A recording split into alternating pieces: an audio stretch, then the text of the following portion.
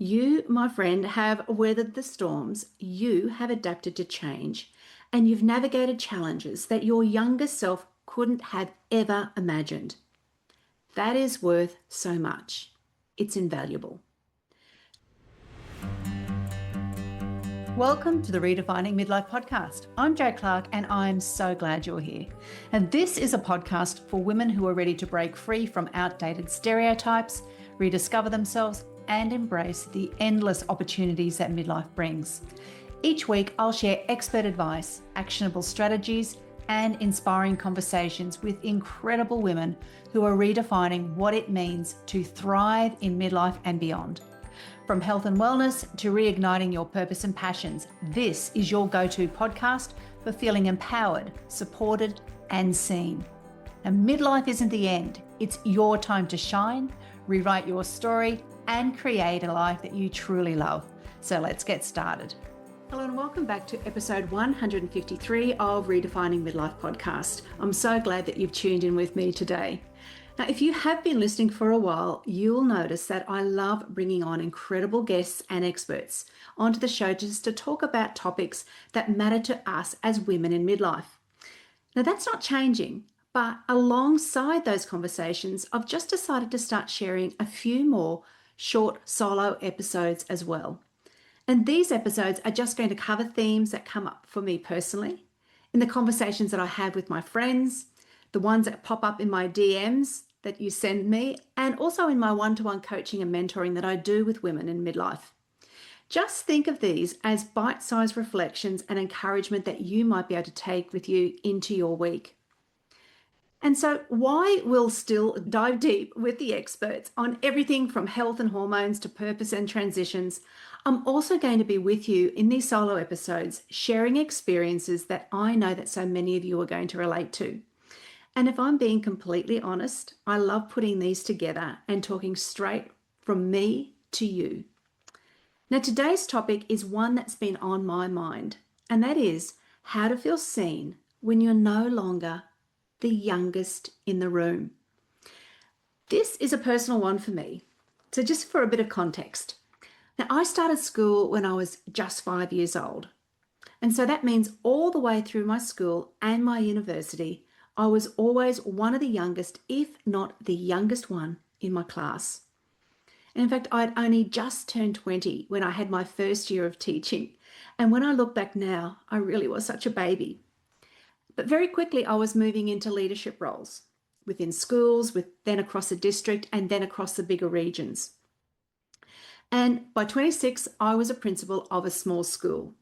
And I was so used to being the youngest one in the room. And they were full of very, very experienced, much older principals. It was all part of my identity, being the youngest one. Just fast forward to a few more decades, and suddenly I found myself on the other side of that. I wasn't the youngest anymore. In fact, I was among the oldest in the room. That became really confronting.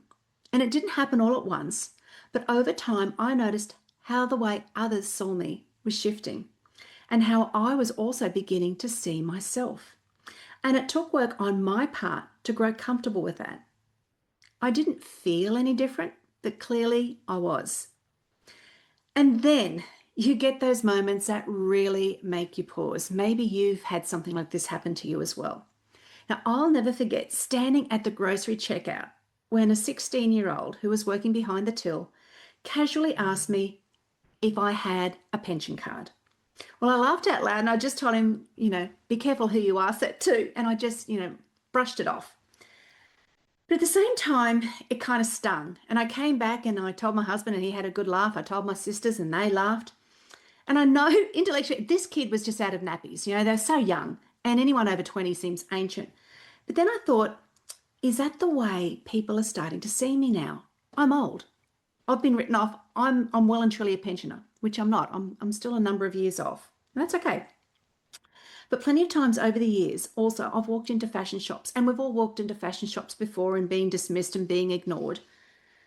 Whether that's, just part of being bad service or not looking the part or whatever it might be. But now it's happening far more often. I've noticed fewer shop assistants that actually greet me if I ask for help. And the younger women around me get all of that attention. Now, you probably had those things happen to you too. Suddenly, you start to feel a bit unseen. But here's the thing, it's not just in our heads. There really are those strong societal pressures and biases at play.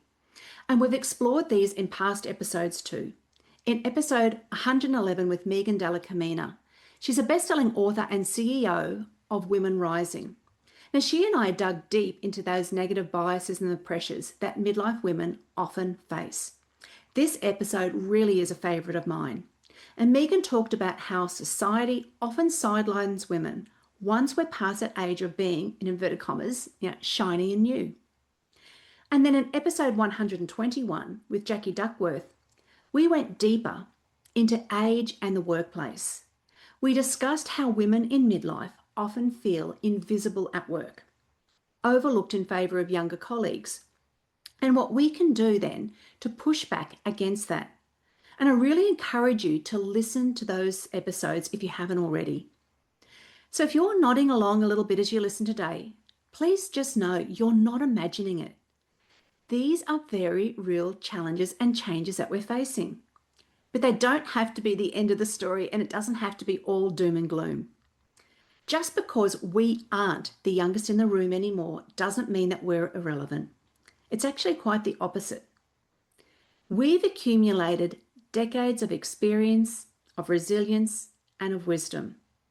And that's powerful. And we need to, and I hate the saying, but we need to own it. We really do need to embrace that. The key is learning to bridge that gap between invisibility and power. And here are a few strategies that I know will help you. I've put these together. So number one, that's super powerful, is to own your space. And by this I mean, when you walk into the room, people will notice your presence before you even say a word. And if you think back to being in different situations yourself, you can feel the presence of people. And so many of us, without even realizing, we start to shrink ourselves. Maybe we stay to the back or to the sides of a room. Maybe we just cross our arms. Maybe we speak softly and wait for others to lead. But you have earned the right to take up space. So stand tall, put your shoulders back, keep that eye contact steady. Speak with calm clarity. This is not about being the loudest, because presence is all about energy, and it's not about volume. You'll notice that people will lean in rather than tune out. And I've worked with women who feel dismissed in work meetings, and once they changed how they carried themselves, and if they slowed their voices, suddenly people did lean in. It's about stepping into the fullness of who you are already. Number two, draw on your experience. Now, the younger women, they might bring some fresh ideas, but they don't have your lived experience. You, my friend, have weathered the storms, you have adapted to change, and you've navigated challenges that your younger self couldn't have ever imagined. That is worth so much. It's invaluable. So share those stories in meetings, at social gatherings, in your community. Draw on your experience, find your voice. There really is something quite magnetic about a woman who says, I've been through this and here's what I've learned. So don't hold back. Your experience is wisdom that others crave. Number three, build connection instead of competition. It is more than easy to compare ourselves to younger women, but comparison only shrinks us. It diminishes us. Don't let that happen. So instead, look for some more connection, collaboration, perhaps even mentorship. That was one of the things that I really drew on in my role when I was working as a senior teacher, is helping those younger teachers come through. Some of my most enriching experience have come, as I said, from doing that. And you also do learn from them. So when you step into that role as a connector rather than a competitor, you naturally command some respect. And think about the older women that you might have admired in your past. They were the ones who then radiated generosity, not rivalry. No one likes that. And that's being truly visible when you start to connect more. This is a really important one, number 4. This is all about choosing what makes you feel authentic.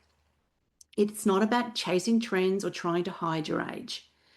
It's about tuning in to what genuinely feels like you. Now, for some women, it might be wearing colour when the world expects you just to blend in with neutrals. For others, it might be a statement piece of jewellery. It might be choosing comfort and style instead of squeezing into something that doesn't feel right. It might even be embracing your natural grey, or maybe finally cutting your hair the way you've always wanted it, not the way you think you should be looking. The point is, when you choose what feels authentic, there's a confidence and then there's an ease that others can't help but notice. And people are drawn to the energy that you carry, not just the clothes you wear. And when you show up authentically, you send a powerful message. I'm here and I'm not fading into the background. And you might have seen those amazing older women who are on social media or in the movies, the ones that we know. They master this really well. They are authentically themselves. Number 5, shift your mindset. Now, this is the most important piece. If you walk into a whole space thinking, I'm too old, I don't matter, guess what? That is the energy that you're going to give off. But if you reframe it to, I'm experienced, I'm grounded and strong, and I've got more to offer than ever, you change everything. Your energy matters. One practice that I love is imagining your younger self beside you. Maybe it's your 20-year-old self. Picture her looking at who you are now. And I don't doubt to say that she would probably be in awe. She'd think, wow, she's pretty bloody amazing. That's a mindset we need. Remembering that our younger selves dreamed of becoming the women we are today. That's power. Think of a younger person in your life. Could it be a colleague? Maybe it's your daughter. Maybe it's a niece. Maybe it's a neighbour. Somebody. Be that person for her.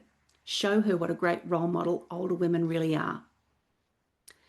And you know me, I always love to leave you with some reflective questions. So grab a notebook if you want and jot these down onto your phone or a piece of paper, whatever it might be for you. Because journaling on these questions can help you really uncover the shifts that you want to make. Here are some of the questions that I would like you to think about. So, number 1, where do you notice yourself feeling unseen? Is there somewhere in particular? Is it the workplace? Is it when you go and you're in a social function, a particular social function or a particular social group? Where do you feel unseen? And then what would it look like if you walked into that same space fully in your power? And if you think about that and write that down, that can be super powerful. And then what strengths and qualities do you have now that your younger self didn't? And then finally, who in your life models the kind of visible, vibrant presence that you admire? And what can you learn from them? Remember, authenticity is so, so powerful. Now, take some time with those questions this week. So, in wrapping up, yep, we may not be the youngest in the room, and that can take some getting used to, but it doesn't mean that we have to fade into the background. In fact, quite the opposite. This is our time to step into a deeper, stronger, and more authentic kind of power. Midlife is not a time to play smaller, it's a time of evolving. And as women of our age, we may not have had those role models for ourselves when we were younger. So let's be the role models for the women who are younger than us. And always remember, you are more than the roles that you have played, and you hold the pen to your next chapter. So use it, write the script that you want. Now, if this conversation resonated with you, I'd love to hear your reflections. I'd love to hear your stories about how you may not have been seen, but also think about what you can do to change it by using some of these strategies I've shared with you today. So send me a DM, reply in one of my emails, or maybe you can tag me if you share your journal work. Don't forget, go back and listen to episode 111 with Megan Della Camina and episode 121 with Jackie Duckworth, because these are deeper dives into the themes, and they're two of my favorites and very powerful episodes. So thank you very much for joining me with today's conversation. I truly appreciate you being part of our very special community of women who are redefining midlife together. This whole ripple effect of us being together is really very powerful, and it's making positive changes in our lives. I truly do look forward to being with you again next week. Until then, take care. Thanks so much for spending your time with me today. I hope you feel inspired to make the next chapter of your life the best one yet. And remember to share this episode with someone else who would love it, and connect with me on Instagram or LinkedIn at Jo Clark Coaching. All the links and the details from today's episode are in the show notes or at joclarkcoaching.com. And if you enjoyed this episode, please follow or subscribe this show on your favorite podcast app and leave a 5-star rating and review. This helps more midlife women find these empowering conversations. I can't wait to chat with you next week. Until then, take care and keep creating a life that you love.